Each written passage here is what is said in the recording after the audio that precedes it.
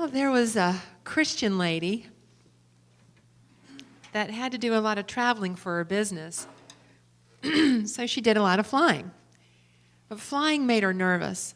So she always took her Bible with her to read, and it just helped to relax her.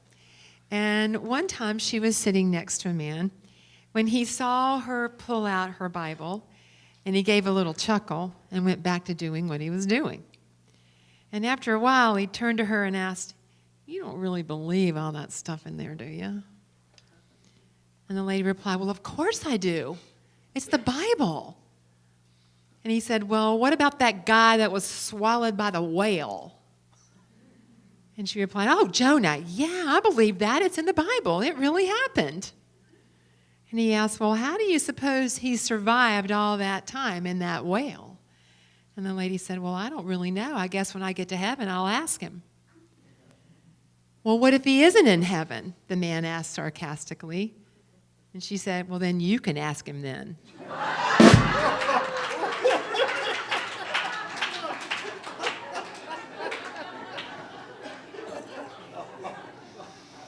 think she was clear where he was going, right?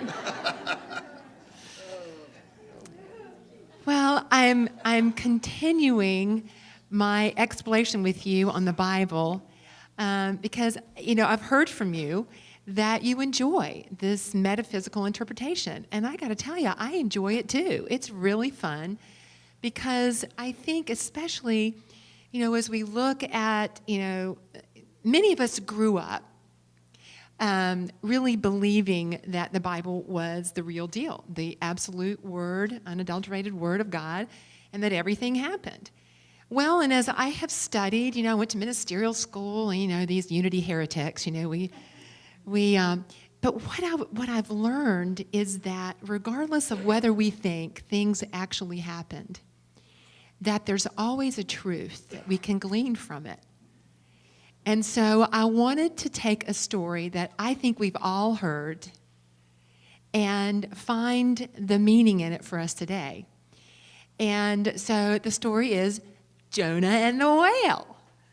So for those of you maybe that might need a refresher, I'm going to tell you the story of Jonah and the whale. Now, there's a chapter called Jonah. There's a book in the Bible, in the Hebrew Bible, named Jonah. So I didn't want to read all 4 chapters to you, so I'm going to give you the kind of the condensed version. Okay. So it's one of the oldest accounts in the Bible, and it opens with God speaking to Jonah. Now, Jonah was a prophet, remember? Okay. Speaking to Jonah, commanding him to preach repentance to the city of Nineveh. Now, Jonah found this order unbearable, because not only was Nineveh known for its wickedness, but it was also the capital of the Assyrian Empire, one of Israel's fiercest enemies. So Jonah, gets the download from God and goes, no, and goes and does just the opposite of what he was told. He went down to the seaport of Joppa and booked passage on a ship to Tarshish, heading directly away from Nineveh. So the Bible said Jonah ran away from the presence of the Lord. So in response, there was a violent storm which threatened to break the ship to pieces. And the terrified crew all called to their God. And they threw cargo overboard to lighten the ship's load. And Jonah went down into the bottom of the ship and slept. The captain came down, woke him up and said, "What are you doing sleeping, man? You need to wake up and call upon your God. Perhaps your God will spare us." And so the sailors then cast lots to determine whose fault it was that this was happening. See the humor in this? I just think this is great. So the lot fell on Jonah, that he was responsible for this storm. So Jonah told them to just throw me overboard, okay? But they resisted that initially and tried rowing to shore. But the waves got even higher. So afraid of Jonah's God, the sailors finally tossed Jonah into the sea, and the water immediately grew calm. Little sign. So instead of drowning, Jonah was swallowed by a great fish in the belly of this huge whale for 3 days and nights. Jonah repented and cried out to God in prayer. So finally, he came to his senses and he praised God, ending with the prophetic statement, salvation comes from the Lord. Okay, so he surrendered and he started praising God. So then, after that, after Jonah changed his mind, the whale was commanded to spew the reluctant prophet onto dry land. This time, Jonah obeyed God's command to go directly to Nineveh and pass along his message. Now, he walked through Nineveh proclaiming that in 40 days the city would be destroyed if they didn't shape up, or ship out. Surprisingly, the Ninevites believed Jonah's message and repented, wearing sackcloth and covering themselves in ashes. God had compassion on them and did not destroy them. So again, Jonah questioned God because Jonah was ticked off that Israel's enemies had been spared. He asked God to take his life because he just didn't want to live. God asked him, "Is it right for you to be so angry?" Then Jonah stopped outside the city to rest, and he was provided a bush to shelter him from the hot sun. Jonah was happy with the bush, but the next day a worm ate it, making it wither. I think Jonah just needs to check in, but anyway. So growing faint in the sun, Jonah complained again and said he did not want to live. God scolded Jonah for being concerned about the bush, but not about Nineveh, which had 120,000 people and also many animals. Okay. So you think Jonah was in some drama. All right. So it is believed that this story was written during very stormy times for the Israelites, who had been conquered. They'd been forced out of the 10 tribes by the Assyrians, and finally with the destruction of Jerusalem, which was followed by 70 years of exile. So his people had gone through a lot, and he blamed the people in Nineveh. They were responsible for a lot of that. So you can imagine. Okay, so if you put yourself in Jonah's shoes. So what can this story glean for us today? All right. So whenever we hear God, giving us a command, giving someone a command, let's translate that into you are in a situation and your intuition, your wisdom tells you how to take the high road. And you say, no thanks. Because what that might call you, or probably will call you into doing, is forgiving someone maybe that really hurt you, disappointed you, betrayed you. Moving past maybe a really big disappointment. Moving past maybe a political stand or whatever that you feel is just having a detrimental effect. I mean, you can translate this into your life. So when we're invited through our wisdom, to take the high road, it can feel so much bigger than us. It can feel so much bigger than what we think we can do in our current level of consciousness. Actually, it's really in our current level of willingness. But, and I got this, I did not make this up. I got this from Michael Beckwith, who's one of my favorite New Thought speakers. And I've said this to you several times, but he says, in order to be what we've never been before, in other words, to have whatever we have never had before, we have to be what we've never been before. Let me repeat that. In order to have what we've never had before, we have to be what we've never been before. So if we want peace in our life, if we want joy, if we want prosperity, whatever it is, we've got to be willing to go within and ask, where am I being swallowed up by my pride and my pettiness and my unwillingness to forgive and my resistance? And folks, I don't know about you, But I know when I'm being swallowed up by that, I got some drama in my life.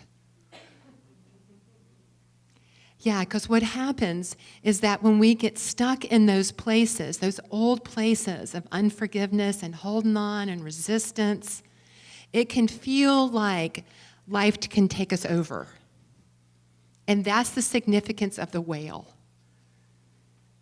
See, Jonah just felt swallowed up by his resistance. And the 3 days and 3 nights that he was in the belly of the whale just means as long as it takes for us to get over ourselves and get spewed up. In other words, to get a new possibility, have a new opportunity to make another choice. So he goes to Nineveh.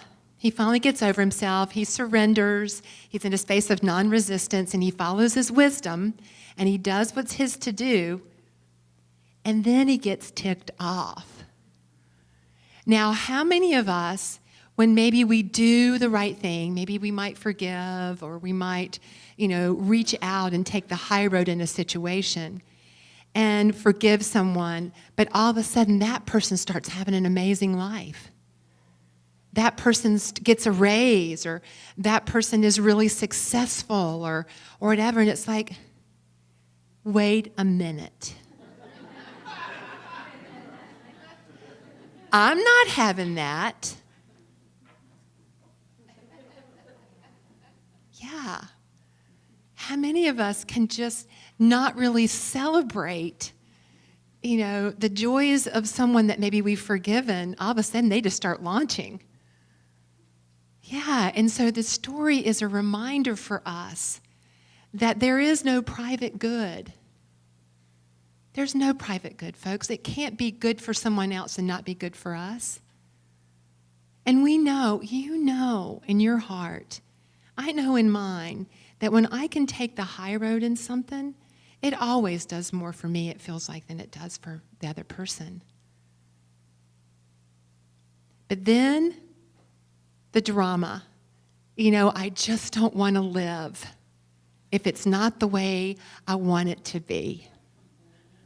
That's a bit over the top. But I think it just makes a point for us today. Is so, all right, can we see the bigger picture? We're just being invited to see a bigger picture. That when I can get over myself and I can take the high road in a situation, regardless of maybe how it's going to turn out, I don't know how it's really going to turn out, but can I celebrate the choice I've made in the moment? And know that that can be enough?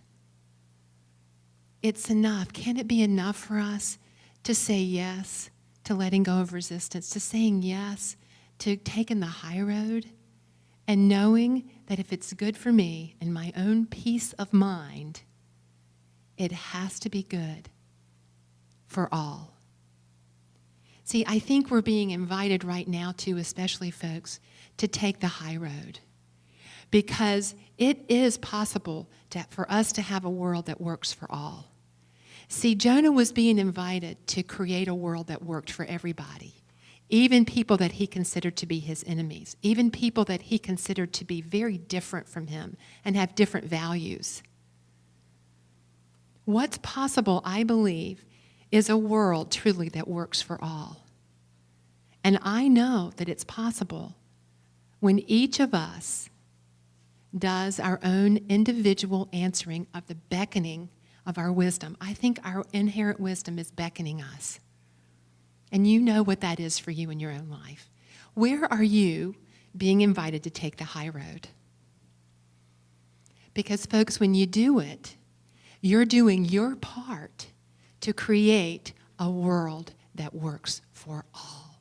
Because when your world works, and your world works, and your world works, and yours and yours and yours, we have a world that can work for everyone. So this week, let's let Jonah be our teacher. First of all, let's see the humor in the story. I think if we can see more humor on our journey, we'd be a lot better off, right? Where are you feeling swallowed up? Where are you feeling swallowed up in some resistance and some unforgiveness? Maybe some pettiness, maybe just the desire to be in control. And where is your wisdom inviting you to take a higher road? And just notice as you take that higher road how your world starts flowing with more ease and peace and joy. And know that as your world flows with more ease and peace and joy, the world as a whole flows with more ease and peace and joy. So let's affirm together. As I say yes to answering the beckoning of my inner wisdom, I am doing my part to heal and create a world that works for all. And so it is. Bless you. Thank you.